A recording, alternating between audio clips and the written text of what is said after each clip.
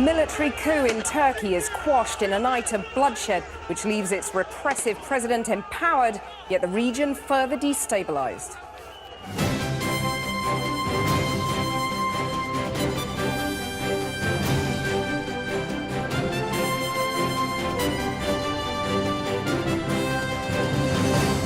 The terrifying sight of tanks rolling through the streets of a major European city, a tourist destination and NATO ally. Good evening. Less than 24 hours after the failed coup which claimed 160 lives, President Erdogan has emerged in Istanbul, declaring he's in charge. His opponents fear a president who'd already been cracking down on dissent has now been emboldened, with his government considering the death penalty for the military faction behind the plot. Crowds took to the streets, some perhaps not so much in support of their president as in defence of the democracy they hold dear. That found an echo around the world as leaders denounced the coup while worrying about its implications for a country which is a linchpin in the Middle East. Also tonight...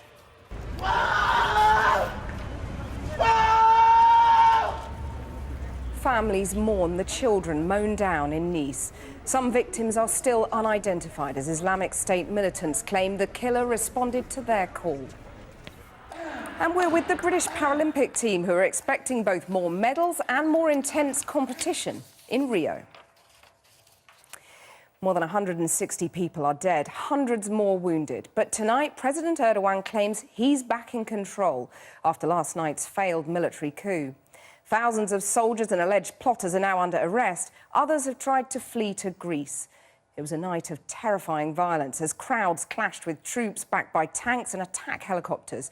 And just to warn you that Jane Dodge's report does contain distressing footage from the start. It may have been a futile gesture, but these two men in Istanbul were willing to die to try to stop the coup.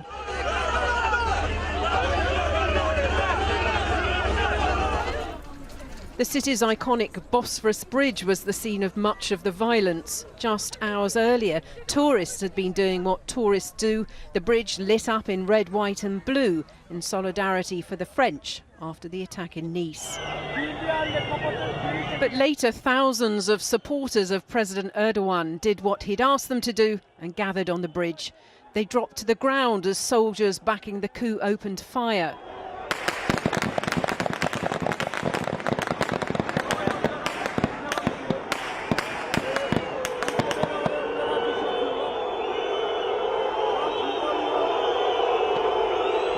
Then, in an act of defiance, they started booing. Watch the man on the right. Determined to film the tanks in front of him, he remains standing.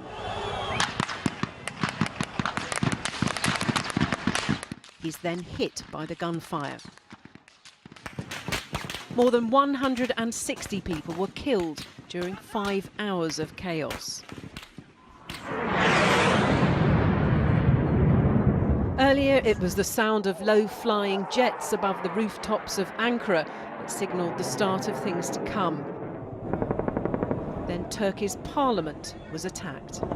It was first a huge explosion, which was followed by 2 big explosions, and it was really very strong. I live like 20 kilometers away from the Turkish parliament, and I can tell you that the bombs shook my building, and we knew that something went really bad.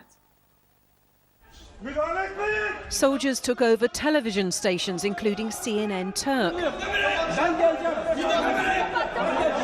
The channel broadcast a live shot of an empty studio. Gunfire and shouting could be heard. Unable to get to a TV studio in person, the president appeared on a presenter's phone, warning those behind the coup would pay a heavy price. In the end, the soldiers were outnumbered by the people. Some may have had misgivings about their president, but most were determined to protect their democracy.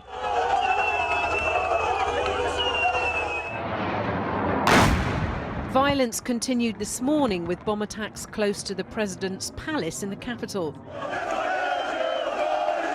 But the tide finally turned when President Erdogan flew into Istanbul's Ataturk airport, which hours earlier had been controlled by the military.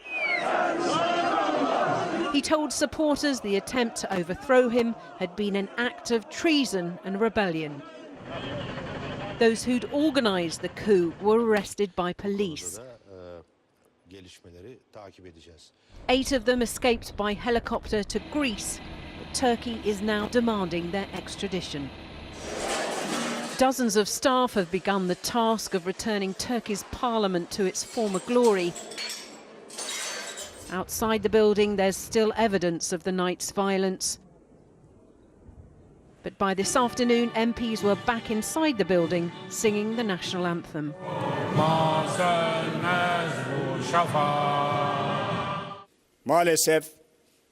The situation is completely under control, but unfortunately we have martyrs. 161 people were martyred, more than 1,400 people were wounded, 2,839 soldiers of different ranks, including chief officers, are now detained on suspicion of involvement. Our nation has again averted a serious crisis with its foresight. Hands raised in surrender on the Bosphorus Bridge this morning. The crossing that links Europe with Asia is now open again, the machinery of war claimed by the people. So was the coup attempt doomed from the very start? Denounced by every single Turkish political party, even Kurdish groups, condemned around the world, the bid failed to win the support of key figures within the armed forces. Our Foreign Affairs correspondent Jonathan Rugman explains why it failed and whether it's left President Erdogan even more firmly in control. He has his own personality cult, Turkey's most powerful political figure since Ataturk founded the Republic. But Recep Tayyip Erdogan's paranoia about plots has now been vindicated because his grip on power was obviously not as firm as he would like. The past year of appalling violence has undermined the president, including the suicide bombing of Istanbul's main airport by ISIS jihadists last month, which left 42 dead and hundreds injured. Turkey's war with Kurdish PKK militants has resumed in the southeast, a war many Turkish soldiers simply don't want to fight all over again. And it seemed some dissident military commanders felt they had to step in.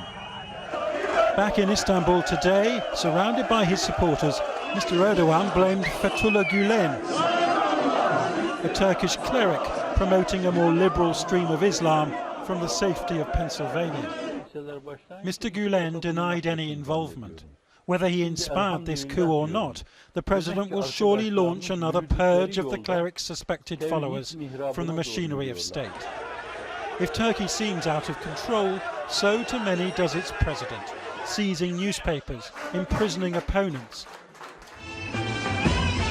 building a palace in Ankara with thousands of rooms. Erdogan's authoritarianism causing anger amid the secular military elite, possibly more than does his religious faith. Perhaps the toppling of President Morsi of Egypt 3 years ago was the coup plotters' inspiration.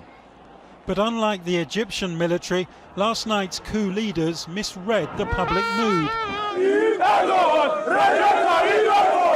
Turks poured out onto the streets, not just for Erdogan, but for democracy itself. The risk for them now is that their leaders' renewed thirst for power will damage that democracy even more. Well, there's been widespread condemnation of the coup around the world. Here, the Foreign Secretary Boris Johnson said support for Turkey's democratic institutions was crucial, while Germany's Chancellor Angela Merkel said the bloodshed must stop now, calling tanks on the streets an injustice. Well, with me now is the Liberal Democrat peer, Baroness Meral Hüseyin Etçi, who is of Turkish heritage and has family and friends in Turkey. The writer Alev Scott, who is in Istanbul, and in Ankara is the AKP activist Abdullah Furkan. Let's start with Alev Scott. When did you realise what exactly was going on? Well, as usual, through social media. I was out last night with friends, totally normal Friday night, so we thought. And then suddenly it was the news, and we didn't quite believe it at first. People started panicking, going out take out cash from ATMs, buy water, stock up on supplies. People really started to panic. And I managed to get home via Taksim Square, which was full of soldiers. And then it started, and the night wore on. And when you say it started, what did you see? What was going through your mind? It was surreal, to be honest. This wasn't a coup that people were expecting or wanting, as we've seen from the result. It really took people by surprise, to the point where we thought it was just a sort of, I don't know, a false alarm. It wasn't until I actually saw the soldiers in Taksim Square that I realised that it was kind of for real. And then I heard shooting breaking out shortly after I got home near Taksim Square. There were fighter jets. My whole apartment was rocked by these, what I thought at the time was a bomb or some kind of explosion was actually a sonic boom, kind of blew everyone off their feet. We were all hiding away from the windows in the middle of the flat. It was pretty dramatic. It felt actually like war. And there was gunfire intermittently through the night. Obviously not really possible to sleep. We were aware of events going on the Bosphorus Bridge, military tanks. But basically we were reliant on social media because obviously mainstream media had been taken over by the army and then seized back by the state. Indeed. Later after police took on the army, yeah. Well, let me turn now to Abdullah Furkan. I mean, was it similarly chaotic in Ankara? Yes, it was. I mean, nobody expects such a thing to happen in anywhere. This is 2016, and we are a NATO country, and things like this shouldn't happen. This is this disgraceful attempt at thwarting Turkish democracy, and our NATO allies and our international allies have called for the army to back down and for the army to respect democracy, democratic institutions, constitution, and the rule of law. And with the great heroism of Turkish people, we have stopped this coup even before it gained success. Okay. There are those, though, who are worried that the threatened use of the death penalty against the plotters suggests that President Erdogan is going to use this coup as an excuse for further crackdowns. Well, it's not up to President Erdogan to decide about a death penalty. It is up to the parliament. It is up to the legislator to decide whether or not a death penalty is to be implemented upon these horrible people. But President Erdogan is nowhere near it. Well, Meral Hüseyin, you have family and friends out in Turkey. Are they worried that this might... They've already seen President Erdogan cracking down on journalists, sending in riot police to protests and so on. Are they worried that there could be further repression as a result of this? Well, I think at the moment people are relieved that the coup wasn't successful. And it's very striking, as you mentioned, that all four political parties, including the ruling party, came out firmly in support of President Erdogan and of democracy. And we're talking about opposition parties who have no truck with him, who don't support him, have been sworn enemies. Nevertheless, when push came to shove, democracy was, deemed more important. Well, so I think what kind people of are still democracy, though? Because I mean, when he talks about using, or the government talks about using the death penalty against the plotters, what do you think the EU's reaction will be to that? This is, Turkey wants to join the EU. Well, Turkey abolished the death penalty in 2004 as part of the reform package in order to start the accession talks to join the EU. And in order to reverse that would be quite a long process. So I think that was something that's been said in a populism way. Whether that's going to happen or not is still some way down the track. Are you concerned that this failed coup could undermine the region? There could be further instability flowing out of this? Well, Turkey has been volatile for some time. There's been suicide attacks, there's been terrorism, there's been obviously problems with 3 million Syrian refugees there, and the resurgence of the war with the PKK. So Turkey has been volatile. However, this now could actually destabilise it any further. And I think what President Erdogan and the government there have to do is consolidate, bring some calm to the country, bring some security, and to reassure Europe and its neighbours that things are under control. Well, let me put that to Alev Scott, because it looks very calm there now. It does seem as if order has been restored. But are you worried about the effect this will have on instability throughout the region? Sure. I mean, there's certainly a sense of uncertainty, of fear.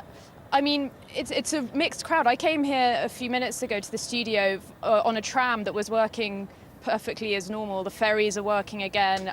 It's almost bizarre how quickly that has kind of returned to normal. But then again, just as I've been standing here, there have been cars going past, horns, lots of Turkish flags on the trams, like a real sense of jubilation from those who did not want the coup to succeed.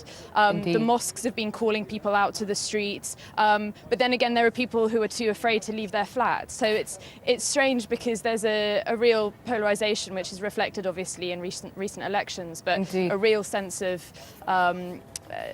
disparity between certain elements of the Turkish people about how they feel about the government, how they feel about going forward. But I do think that it's true, there's a general sense of relief that the coup did not succeed, because that really would have been horrible and would have had extreme consequences for the long-term future of Turkey. Alev Scott, Abdullah Furkan and Meryl Hussein-Etchi, thank you very much for joining us. Well, our international editor, Lindsay Hilsum, has just arrived in Istanbul and joins us on the phone. Lindsay. Well, Kathy, we've just arrived at the airport there, and of course it's been quite difficult to get in, because all-day flights they've been in the wrong place because the airports were closed down for so long. There is a certain amount of anxiety here. We tried to broadcast from here, but two gentlemen in walkie-talkies just immediately stopped us and have taken our passports. So I would say there is a certain degree of anxiety still, although it's absolutely clear that the coup has failed. Earlier, President Erdogan appeared at the other airport in Istanbul, Ataturk Airport, and that was where he got a rapturous welcome. And that was because basically the coup plotters, they had not done what you have to do if your coup is going to succeed, which is make sure that the president can't rally his forces, and he did manage to rally his forces, and that was extremely successfully. And I think that the other reason that the coup did not succeed was because many of the soldiers were told that they didn't even really know what they were doing, that they were told they were going on exercises, and that was why we saw many of them give up. They realized fairly early on, just hours into the coup, that they just could not succeed. It was striking, though, how many people came out on the streets in support of President Erdogan. Why do you think that was? Well, many people who came out say that they were not in support of the president, but of democracy, and that's why they came out onto the streets. And even the opposition parties have said, we may not like him, we may be very worried about the authoritarian rule which he has brought to Turkey and is increasingly bringing, but they didn't want him overthrown by a coup. And I think that that's a widespread feeling across the country, that after many years, they feel that they have got some kind of democracy here. And even if they hate Erdogan, it's quite extraordinary that people have said, however we want him to go, because we don't like him, we don't want him to go in this way. We don't want the army in charge. Lindsay in Istanbul, and more from you tomorrow, I'm sure. Thanks very much. Well, there are at least 50,000 Britons holidaying in Turkey at the moment. The Foreign Office has advised people to stay indoors and avoid public places or places of conflict. British Airways has cancelled all flights to and from the country today, although other carriers are still operating. Anyone due to travel is being advised to check with your airline or tour operator. Now, 5 people are being held in custody in Nice, thought to be linked to the man who killed 84 by driving a truck through Bastide crowds. The militant Islamic State group has claimed Mohamed Boukhel was a soldier who had answered their call to attack its enemies. More than 50 people are still critically ill, several of them children. Well, let's go live now to Porrick O'Brien, who's in Nice. Porrick. Kathy, as you can see, the promenade here in Nice has reopened to the public. The crowd behind me are gathered around the floral tributes, a very public effort to try and make sense of what happened here. Tonight, though, we bring you three quite private stories. We tell you the story of two mothers who, on the night of the attack, ran down the promenade here, clutching their children, with the killer's lorry coming up fast behind them. We also tell you the tragic story of a family whose toddler went missing for the last 48 hours, and this morning they got the news they didn't want to hear. These are sad stories, they are raw stories, but resilient too. An unintended consequence as far as terrorists are concerned. Sometimes what they do strengthens bonds of friendship. Two mums ran along the promenade with their children on Thursday. The lorry coming up fast behind Marjorie's son. What did you say to him as you were running down that road? Go, go, go, go. Don't think. Don't speak. Go, go, go. It's very important. It's urgent. It's necessary to run. And how have you explained it now? But when he asks you, Mammy, what happened that night, how do you explain it to him? I'm explaining that terrorism is always here, and it's very dangerous. But we must live. We must live. It's very important because they're young. So that's been your message to your little 10-year-old. Yes, yes. Outside the Victim Support Centre in Nice today, Melinda described the fate of three of her daughter's friends. The first friend has 12, and his sister is in coma, and the third is dead. And I think that it's perhaps my child, and it's impossible to think this. It's Are you okay? Yeah. Oh yeah. Yeah. I'm alive. Two of Jamel's friends were killed. One of them was with her 4-year-old son, Killian. The toddler was missing, and Jamel was trying to help the family find him. The little boy was with his mother during the attack. People who were killed were left on the street, while people who were injured were brought somewhere else. That's why we have no news of the kid. But then, a little later, at a hospital across town, a dad's anguish.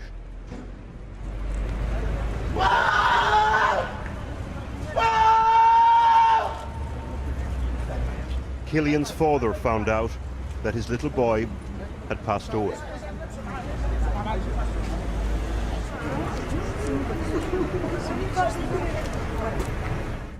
Through the killer's keyhole, the flat where Mohammed Lawej Boulel lived.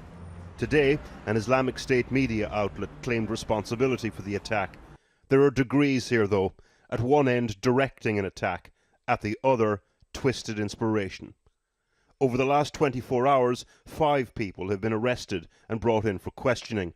One of them told police Boulel had been radicalized recently.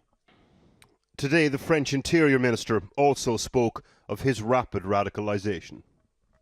The questions, were there networks in this city that in some way facilitated this attack? What happened behind this door? What happened inside the head of its former resident? His father, who lives in Tunisia, spoke of a son prone to nervous breakdowns and violent fits. According to him, he'd been prescribed medication for the condition. What to call Boulel? Radical? Criminal?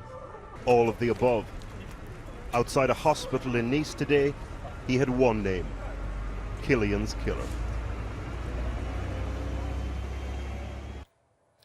Their treasured family photos, perhaps only ever shared on Facebook, on Instagram, or by beloved in albums. Faces once known only by their family and friends, familiar to a few, but now shared across the world and seen by millions. They're forever the faces of the horror that was the Bastille Day massacre in Nice. These were 84 ordinary lives taken during moments of extraordinary carnage. With 50 people clinging to life in hospital, it's thought the number could rise further. The very first of the victims was Fatimi Charihi. She was a mother of 7. One of her boys tried in vain to save her life on the Promenade des Anglais. Linda Casanova Sicardi and her husband were from Switzerland. Her brother has confirmed that Linda lost her life. Her widower is fighting for his life. 3 generations of one family, the Pellegrinis, like tens of thousands of others, were on holiday in Nice. They all lived in the same small village in central France and died within feet of each other. Michael Pellegrini was 28, his mother Veronique 55, his grandfather Francis 82 and his grandmother Christiane 78. And more details and pictures have emerged of Sean Copeland and his 11-year-old son Brody from Texas. They were on holiday with their family. Today, friends released this picture of Brody playing in the sea. The family said nobody deserved this fate. The Pakistan social media star Kandil Baloch has been murdered in an apparent honour killing. Ms Baloch, who was just 26, had challenged the country's conservative values with her bold, often risque photographs and comments, which she posted online. Her parents said she was strangled last night after an argument with her brother Wasim, who's now being sought by police. The partner of the missing novelist Helen Bailey has appeared in court charged with her murder. Ian Stewart, who's 55, was detained after police discovered the author's body in the garden of her Hertfordshire home on Friday.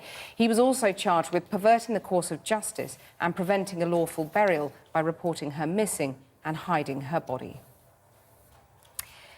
Let's look at the sport now, and they're hoping to win their biggest medal tally yet. The whole of Paralympics GB have now been unveiled before they head to Rio for this summer's Games. It's an ambitious target, but from veterans to first-timers, the athletes have success in their sights, as our sports reporter Jordan Jarrett-Bryan has been finding out. I don't want to let my dream go for a mosquito, so I've just told my team manager to give me lots of mozzie spray and I'm sure I'll handle it fine. Wimbledon champion Jordan Wiley is focusing less on the threat of the Zika virus and more on the chances of winning her first gold medal at the Paralympics this summer. Wiley wasn't the only success in the wheelchair tennis last week and is hoping to take the record viewing figures from Wimbledon with her to Rio. I believe that Gordon's singles final got over 1 million views, which is just absolutely incredible. And I actually hear people on the street talking about wheelchair tennis now, like people know what it is. Wiley may be entering her prime, but wheelchair basketballer Simon Munn is preparing for his 7th and final Games with a team he feels can get a medal. No, the team's great at the moment. We've got a mixture of experience with me and Terry and a few of the other guys, and then we've got 5 new Paralympians coming into the team as well, and a couple of young guys. Rio is seen as the first Games that many athletes will actually be able to enjoy. Having gone to London, it was sort of a very overwhelming experience, and actually looking back, I don't think I sort of enjoyed it as much as maybe I would have liked to. For Beijing, I was so young and inexperienced, and then for London, I was so nervous because it was like my home Games.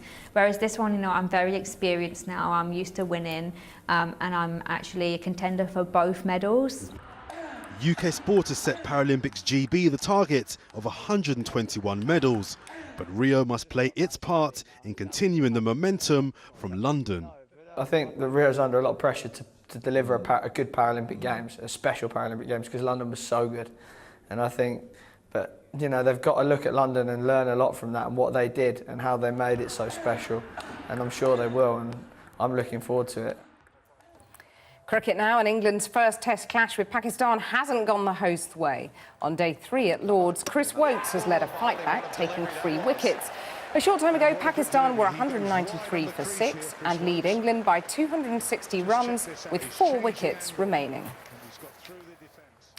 In the golf, Phil Mickelson has retaken the lead and is now in front by 1 at the Open. But it's been a rather frustrating day for Rory McIlroy. Frustration that led to the Northern Irishman snapping his club after his round of 73. Henrik Stenson made a huge putt to save par at 10 and stay within 1 of Mickelson.